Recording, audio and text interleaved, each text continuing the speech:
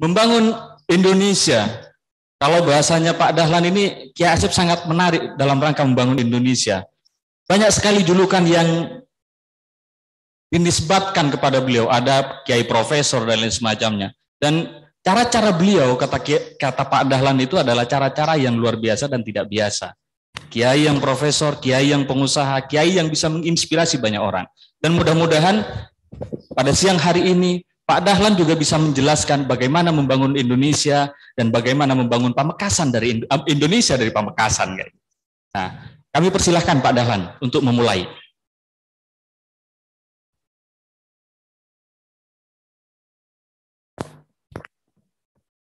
Assalamualaikum warahmatullahi wabarakatuh. Jadi Pak Jarawi dan Pak Bupati terutama dan Pak Wakil Bupati yang segera dilantik. Yang ini saya ke Pamekasan mungkin setelah 4 tahun tidak ke Pamekasan.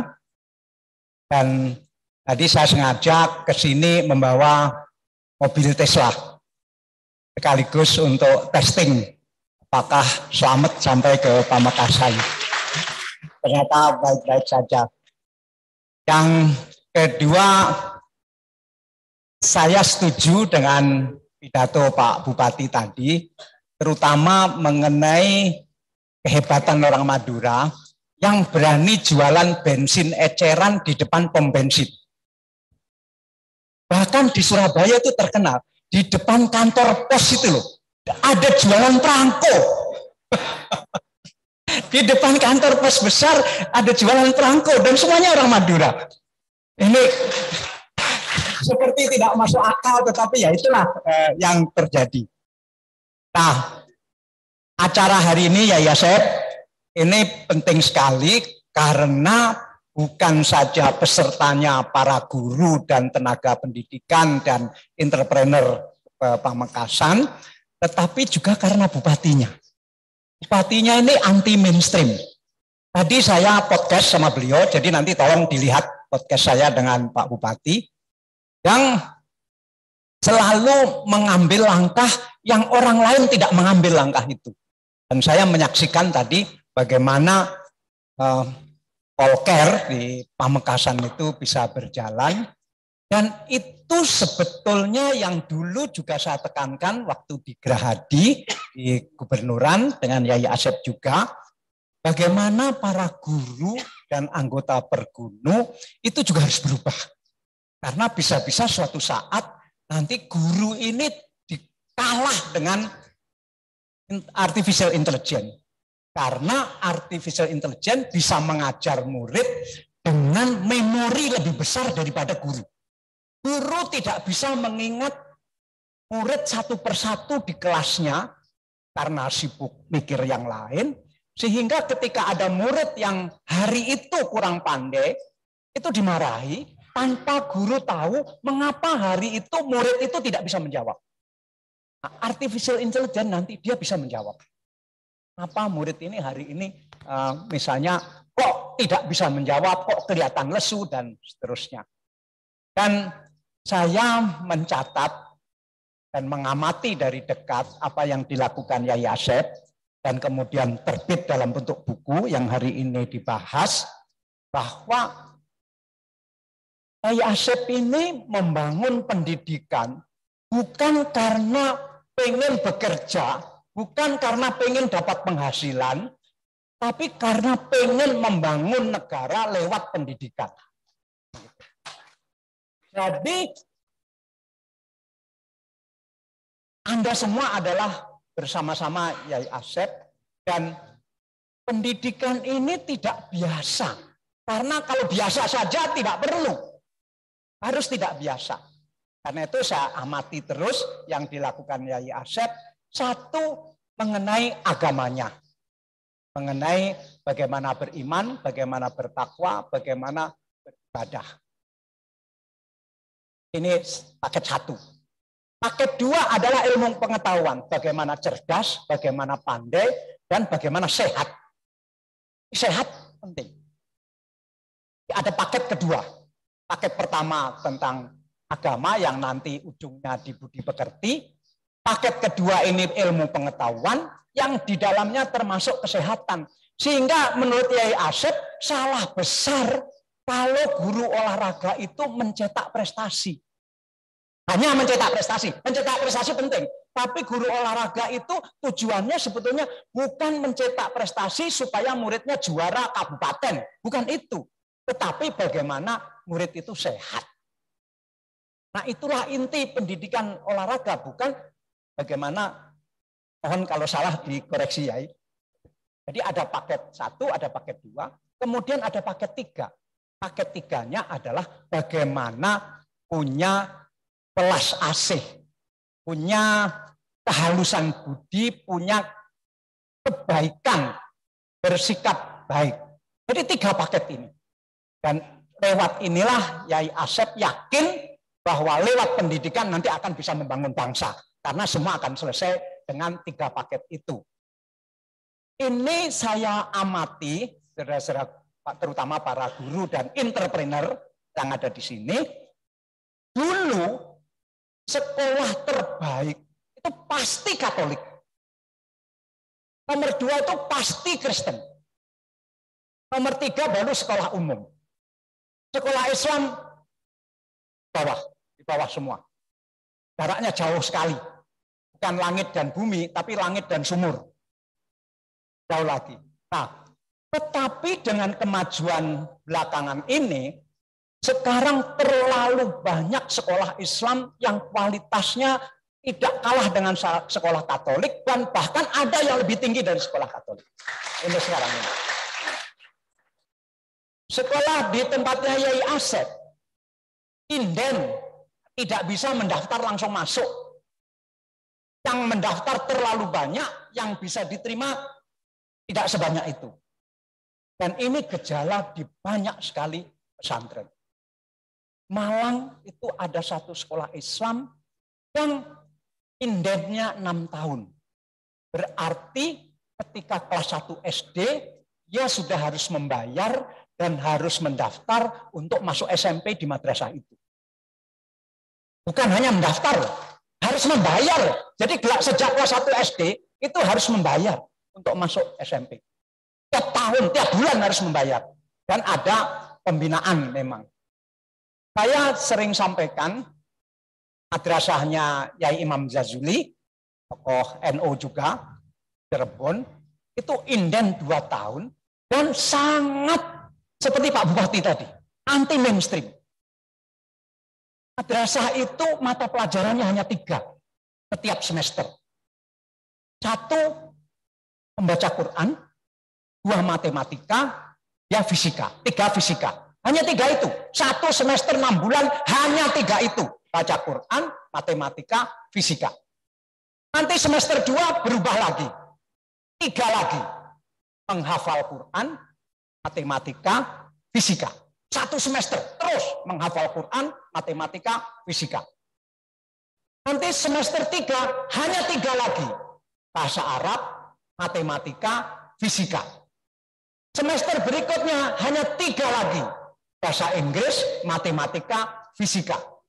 Baru semester berikutnya itu ada bagaimana menyiapkan ujian nasional. 1 semester. Khusus pelajarannya mempersiapkan bagaimana ikut ujian nasional. Baru semester terakhir pelajarannya khusus bagaimana menyiapkan diri untuk diterima di universitas-universitas di luar negeri. Ini saya ingat Pak Bupati tadi. Nah, begitu. Ada sekarang yang melakukan itu. Dan sukses besar. Sukses besar.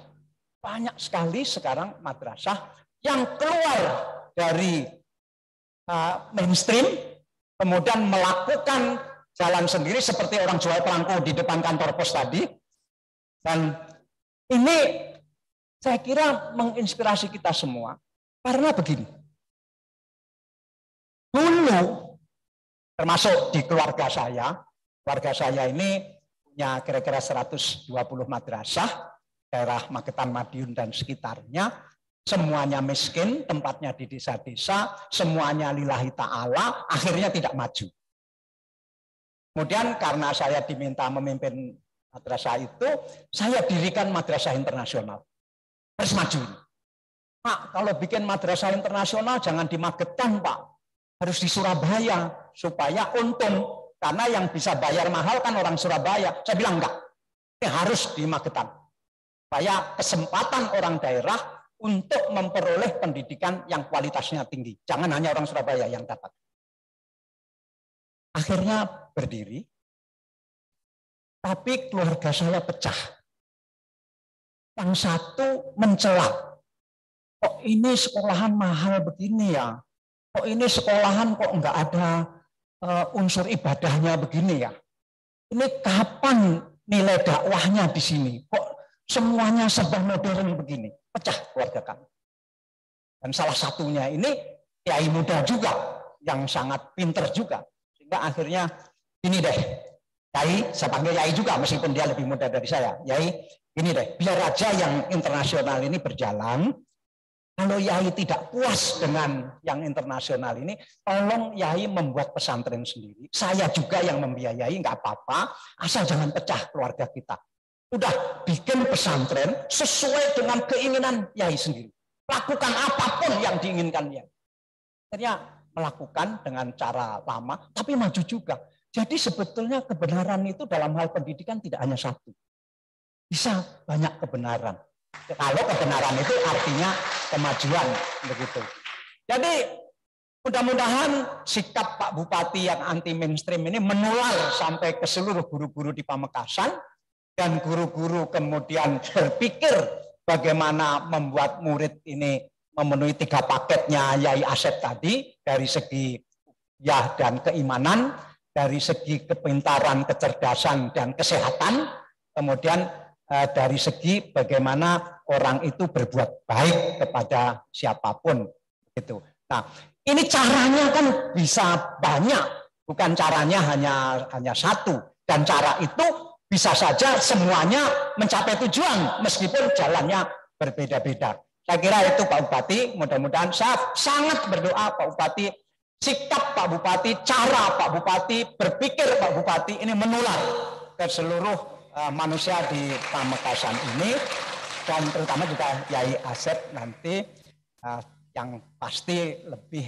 penting bicara hari ini, karena saya ini sami'na wa ata'na ke Yai Asep. Jadi mohon kalau yang saya bicarakan tadi salah dikoreksi Yai Asep supaya saya tidak jadi jambu mente kepala saya di bawah nanti. Dan tentu saya mohon maaf Yai Asep, saya nanti duluan karena harus balik ke Surabaya. Saya sebetulnya tidak mungkin bisa ke Pamekasan karena masih ada di Kaltim kemarin, dan saya sebetulnya tidak bisa meninggalkan Kaltim, tapi karena saya tidak berani menolak perintah Yai Asep, maka saya paksakan datang ke sini. Meskipun saya mohon maaf Yai, saya nanti meninggalkan dulu.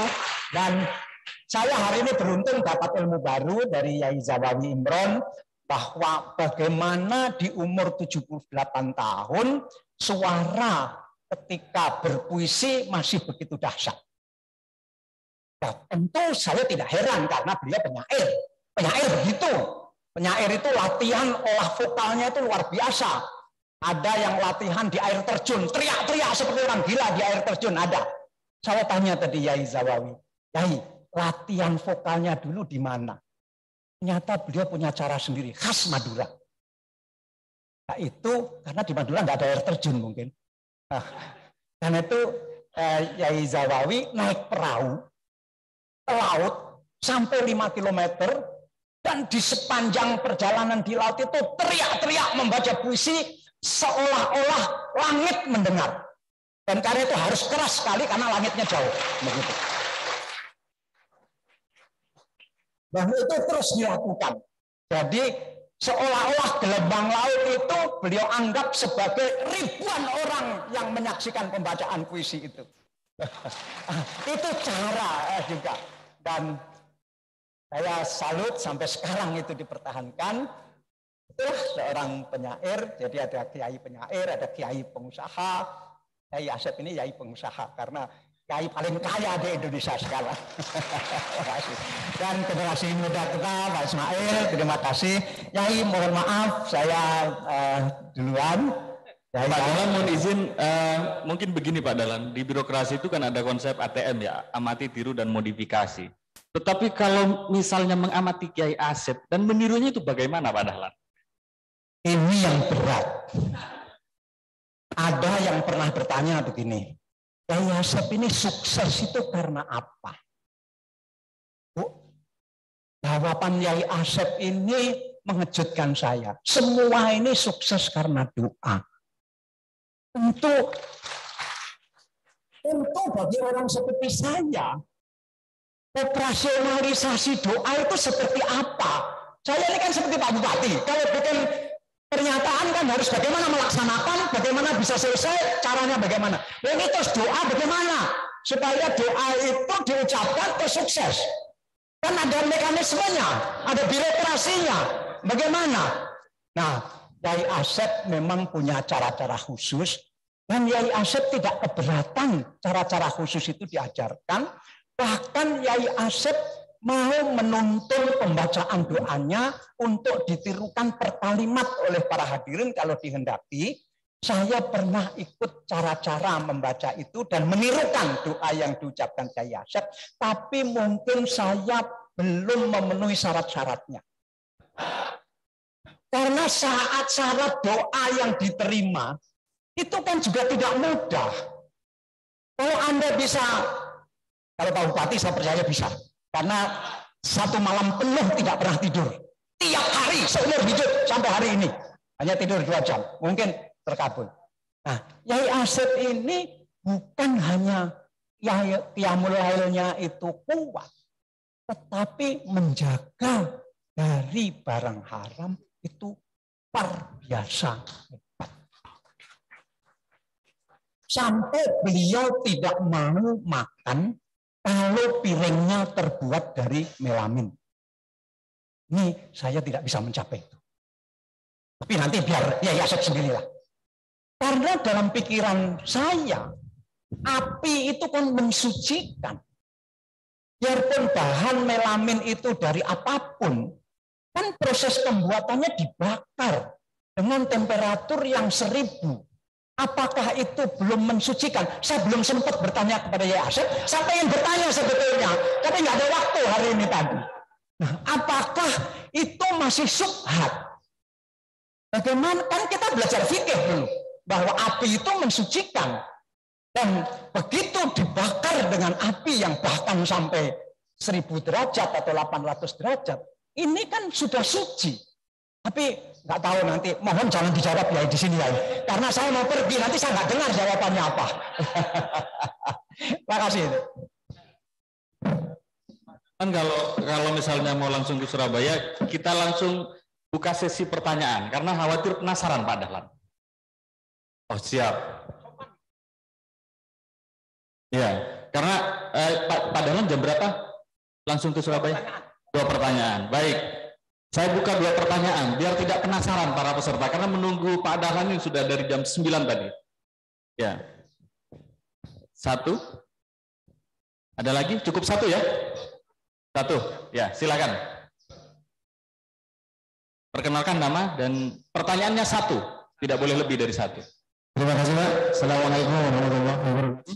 Waalaikumsalam. Nama Ahmad Taufik Pak, instansi SDN Kelapa Gading 2 Makassar. Saya sangat termotivasi dengan Pak Dahlan bahwa kita mengelola pendidikan itu harus berbeda. Itu artinya tidak sama. Kalau yang dicontohkan itu hanya 3 dalam proses itu pondok di luar regulasi Pak ya. Kami ada di regulasi, harusnya menjalankan regulasi. Kalau sekolah kami hanya membindikan 3 Pak, hafal Quran, matematika, fisika. Saya dikeluarkan Pak, sudah keluar Pak Taufik, gitu Pak. Karena ada regulasi, sekolah kami ada di naungan dinas pendidikan. Nah, bagi kami ingin sekali menunjukkan sesuatu yang inovasi. Cuma regulasi tidak harus ditentangkan begitu. Trinitas pendidikan ada 3. Siap, dipahami ya pertanyaannya ya. Iya, begini Pak. Kami memberikan inovasi pada lembaga kami, tapi tidak dapat dukungan masyarakat. Tidak bisa. Iya kan? Akhirnya kami hanya jalan di tempat. Kami mau menginovasi pendidikan, regulasi membatasi kami, juga jalan di tempat. Nah, bagaimana solusi yang harus kami lakukan agar regulasi pendidikan itu bisa dijalani, masyarakat bisa mendukung, dan kami bisa menjalankan proses pendidikan yang berinovasi, artinya menciptakan suatu pendidikan yang lebih dari yang standar sekarang. Terima kasih. Ya, baik. Nanti yang bisa jawab Pak Bupati, karena beliaulah yang biasa menerobos peraturan-peraturan dan aturan-aturan itu. Pak Bupati yang bisa jawab, atau Yai Asep, karena Yai Asep Yai Asep lah yang sudah melakukan. Saya pernah, tapi saya dihukum. Anda tahu kan, saya jadi terdakwa. Dan sebetulnya banyak sekali yang bisa membuat saya jadi terdakwa. Saya pernah minta listrik, ada satu kota namanya Mana di dekat Bengkulu sana, nggak punya listrik. Dan nggak mungkin listrik masuk sana, karena kabel harus dilewatkan hutan lindung. Dan itu pidana. Saya bilang lewatkan. Oh, saya tidak menebang satu pohon pun. Saya tidak mengganggu hutan itu, hanya melewatkan kabel. Nggak boleh Pak, nanti aku yang masuk penjara. Akhirnya dilewatkan. Untung saya tidak terdakwa karena itu, karena yang lain lagi. Tapi banyak. Tapi pokoknya harus bisa. Jualan pelangko di depan kantor pos dilarang. Tapi bisa. Jualan bensin eceran di depan pom bensin dilarang. Tapi kan bisa. Begitu. Nggak tahu lah. Nanti Pak Bupati yang bisa jawab itu, bukan saya. Dan Pak dan Yai Asep. Terima kasih. Ya, terima kasih Pak Dahlan, luar biasa. Dan berikutnya kami minta untuk beliau Profesor Dr. Kiai Asep Saifuddin Halim untuk memberikan pencerahan bagi kita semua.